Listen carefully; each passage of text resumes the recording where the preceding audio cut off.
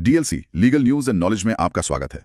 नमस्कार। आज हम कुछ ऐसे हालिया कानूनी मामलों पर गहराई से बात करेंगे जो वकीलों और लॉ स्टूडेंट्स दोनों के लिए बेहद काम के हैं। जी, आज हम 4 अलग-अलग अदालतों के फैसले देखेंगे जो प्रक्रिया, अधिकार और सुरक्षा के मुद्दों पर भी रोशनी डालते हैं। बिल्कुल। तो चलिए पहला मामला उठाते हैं राजस्थान हाईकोर्ट से। ये सुनने में बड़ा अजीब लगता है। हाँ, एक सरकारी अधिकारी विभागीय जांच और क्रिमिनल केस दोनों में बरी हो जाता है, फिर भी उसकी 100% पेंशन रोक दी जाती है, वो भी जीवन भर के लिए। ये हुआ कैसे? देखिए, ये संभव इसलिए हुआ क्योंकि पूरी कार्रवाई जो थी वो सिर्फ एक तहसीलदार के बयान पर आधारित थी। अच्छा। हाँ, और वो बयान भी पुलिस को सीआरपीसी की धारा 161 के तहत दिया गया था।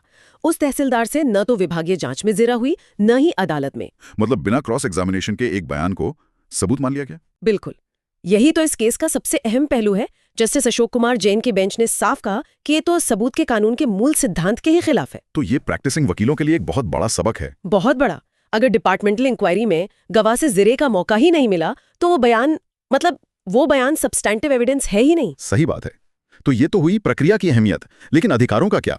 खासकर जब सरकार खुद ही नागरिकों के मूल अधिकारों की अनदेखी करे। मद्रास हाईकोर्ट के सामने ऐसा ही कुछ आया। जी, ये मामला मॉडल स्कूलों में पढ़ने वाले छात्रों से जुड़ा था। सरकार उन बच्चों का, आप कह सकती हैं, सेंसिटिव डेटा इकट्ठा कर रही थी। किस तरह का डेटा?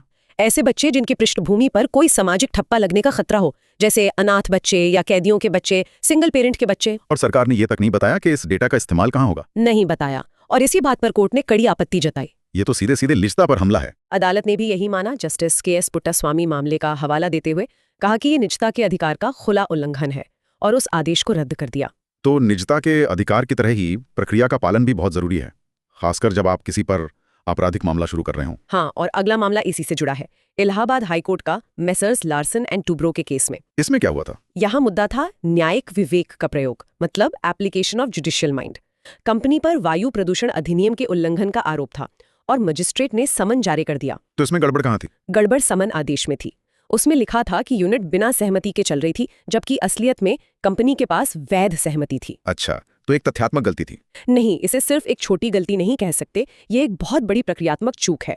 जस्टिस बृजराज सिंह ने कहा कि जब समन जारी करने का आधार ही गलत हो तो पूरी प्रक्रिया ही गलत हो जाती है। बिल्कुल, इसीलिए कोर्ट ने समन रद्द किया और मामला वापस मैजिस्ट्रेट के पास भेज दिया ताकि वो दोबारा सारे दस्तावेज देखकर फैसला करे। ठीक है, तो हमने प्रक्रिया और अधिकारों की बात की, लेकिन अब उनका क्या जो इन प्रक्रियाओं और अधिकारों की रक्षा करते हैं?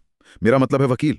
पंजाब और हरियाणा से एक बहुत ही चिंताजनक खबर आई है। जी, ये वाकई चिंताजनक है। पंजाब और हरियाणा हाईकोर्ट ने वकीलों पर हो रहे हमलों और चोरियों की घटनाओं पर सुओ मोटो कॉग्निजेंस लिया है। सुओ मोटो मतलब कोर्ट ने खुद इस मामले को उठाया है? हाँ, बार एसोसिएशन के सचिव ने कोर्ट को एक चिट्ठी लिखी थी। उसमें बताया गया कि वकीलों के खिलाफ अपराध बढ़ रहे हैं और पुलिस कुछ खास नहीं कर रही है। मतलब जो लोग न्याय के लिए लड़ रहे हैं वो खुद ही सुरक्षित नहीं है। यही बात है। चिट्ठी में एक पूर्व बार पदाधिकारी की पत्नी की हत्या, एक और वकील के घर दिन दहाड़े चोरी जैसी घटनाओं का जिक्र था, और इन मामलों में आरोपियों की पहचान होने के बावजूद गिरफ्तारी में बहुत देरी हुई। तो अब हाई कोर्ट ने अब चीफ जस्टिस शील नागू और जस्टिस संजीव बेरी की बेंच ने पुलिस से स्टेटस रिपोर्ट मांगी है। ये एक बहुत ही महत्वपूर्ण कदम है। तो आज हमने 4 बहुत अलग अलग लेकिन बहुत जरूरी मामलों पर बात की। जी, सबूतों के मानक से लेकर निजता के अधिकार तक और न्यायिक प्रक्रिया से लेकर कानूनी पेशेवरों की अपनी सुरक्षा तक।